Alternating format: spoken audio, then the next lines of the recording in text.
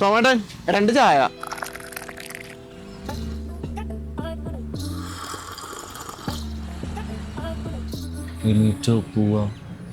ഷൈമോനെ അടുത്ത ബിസിനസ് ഏതാ? ചേട്ടനീ കട കൊടുക്കണ്ട. ഷൈമോനെ വല്ലതും നടക്കോ?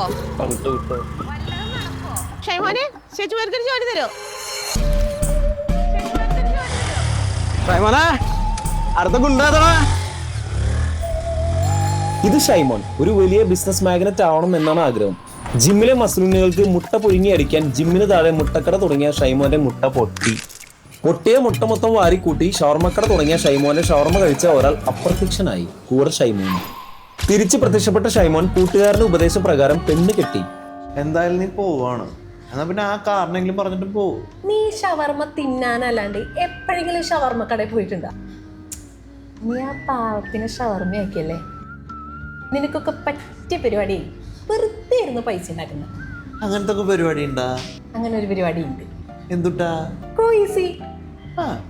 സാലറി പോലും കൊടുക്കണ്ട. നീ ഒന്ന് ട്രൈ ചെയ്ത് നോക്ക്. അപ്പൊ ഞാൻ പോട്ടെ. Good bye. അങ്ങനെ വെറും 35 ലക്ഷം രൂപയ്ക്ക് ഗോയിസി സ്റ്റാർട്ട് ചെയ്ത സൈമൺ ഇന്ന് ആ നാട്ടിലെ രാജാവാണ്.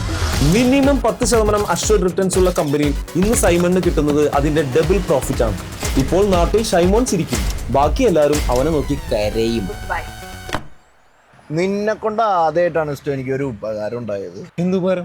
ഞാൻ പെണ്ണ് കിട്ടിയത് അതുകൊണ്ടല്ലടാ ഞാൻ ഗോയിസ് തുടങ്ങിയേ. അങ്ങനെ അത് ഞാൻ നിന്നോട് പറഞ്ഞല്ലടാ. അതിലെനിക്ക് നിന്നോട് ഒരുപാട് നന്ദി. വിട് നീ. എനിക്ക് നീ ആദ്യം വണ്ടി എടുത്തുള്ള ചെലവേ. നീ കേറാ.